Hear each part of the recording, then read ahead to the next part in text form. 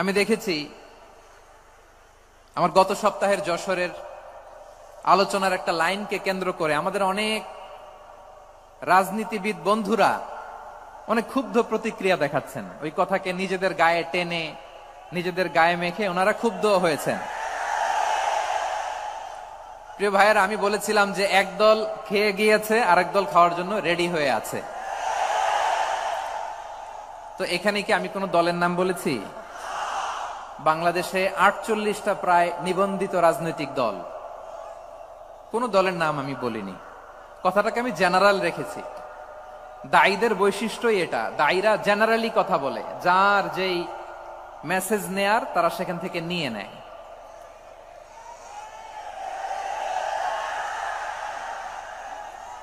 তো কোন দল এটা নিয়ে কোনো কথা বলল না। আপনারা এটাকে নিজের গায়ে যে মাখালেন, এটা ঠিক হয়নি। আমি বলবো যে এটা খুবই অনভিপ্রেত হয়েছে। কোন দলকে টার্গেট করে বা কোন দলের পক্ষে আমরা কখনো কথা বলি না। আমরা কোরআনের পক্ষে কথা বলি, ইসলামের পক্ষে কথা বলি, ঠিক কিনা বলেন? সো একটা জেনারেল কথাকে যদি আমার রাজনীতিবিদ বন্ধুরা নিজেদের গায়ে মাখেন, ক্ষুব্ধ প্রতিক্রিয়া জানান, এতে করে সাধারণ জনগণের কাছে একটা নেগেটিভ মেসেজ যাবে ওনাদের ব্যাপারে। এটা হোক আমরা চাই না। এদেশের যত এই যে আমার ভাইয়েরা, এই যে আমি এই যে কথা বলতেছি, সাদা টুপি, ও আচ্ছা আচ্ছা, চলে যাবেন না? একটু জায়গা দিয়ে দেন ওনাকে। হয় কি, লক্ষ লক্ষ মানুষের ভিড়ে আপনি যদি উঠতে চান খুব কঠিন হয়ে যায়। যদি পারেন একটু বসেন, আর না পারলে ভাইকে একটু জায়গা দিয়ে দেন। আমার দিকে তাকান, এই সিলেট, এদিকে তাকাও, এদিকে এদিকে, ফাইন। তো আমার প্রিয় রাজনীতিবিদ বন্ধুদের আমি বলবো, কথাটা ছিল ভেরি জেনারেল, এটা নিজেদের গায়ে মাখানোর কোনো দরকার নাই। আমরা এই যে এক্সিস্টিং যে রাজনৈতিক চর্চা, এটা থেকে আমরা বেরিয়ে আসতে চাই। আমরা চাই না এদেশে চাঁদাবাজি, দখলবাজি থাক, ঠিক কিনা বলেন? এদেশে কোনো দুর্নীতি থাক, টেন্ডারবাজি থাক, এগুলো আমরা চাই। আই হেট পলিটিক্স একটা জেনারেশন আছে, এই বেশিরভাগ জেন জি অফ সিলেট, এরা আই হেট পলিটিক্স জেনারেশন। এরা পলিটিক্স কে পছন্দ করে না। তো কেন করে না, এর দায়ভার আমাদের আছে না নাই? আছে। এবং আমরা দেখেছি ক্ষমতার পালাবদল যখন হয়, এক সরকার যায় আরেক সরকার আসে, তখন দুর্নীতির ফিরিস্তি আমরা জানতে পারি, এর আগে জানতে পারি না। প্রতিটা দলের ভেতরেই আমরা এই বাজে চর্চাটা দেখেছি। সো এখন আমাদেরকে শুধরে নেয়ার সময় এসেছে।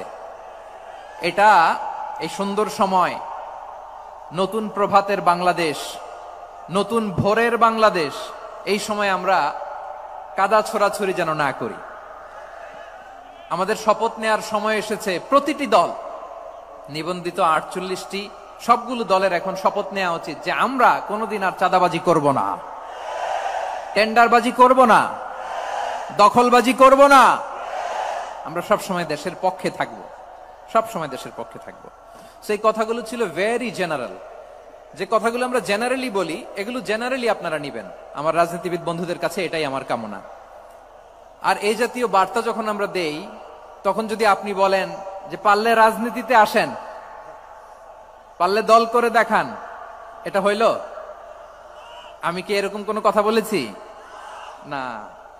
আমি একজন মুফাসসিরে কোরআন, আমি একজন আলেম, এর বাইরেও আমার সবচেয়ে বড় পরিচয়, আম আ সিটিজেন অফ বাংলাদেশ। আমি বাংলাদেশের একজন সাধারণ নাগরিক। আমার দেশের যে কোনো সমস্যা, যে কোনো ইনকনসিস্টেন্সি, অসঙ্গতি নিয়ে মত প্রকাশের স্বাধীনতা আমার আছে না নাই? আপনারাই তো বাক স্বাধীনতার কথা বলেন, ফ্রিডম অফ স্পিচের কথা বলেন, বাক স্বাধীনতার কথা বলেন। আপনারাই যদি আবার কোন মন্তব্যের কারণে বলেন যে রাজনীতির মাঠে আসেন, দল করেন, দেখি কতটুকু পারেন, এটা ঠিক হবে না।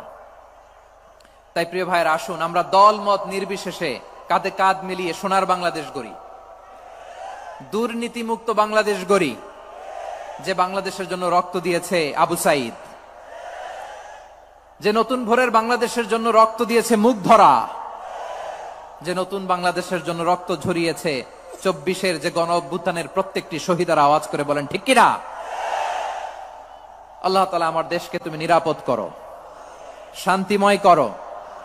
আমরা যেন স্বাধীন সার্বভৌম বাংলাদেশে মাথা উঁচু করে বিশ্ব দরবারে দাঁড়াতে পারে। আল্লাহ তুমি তৌফিক দান করো। আওয়াজ করে সবাই পড়ে আমিন।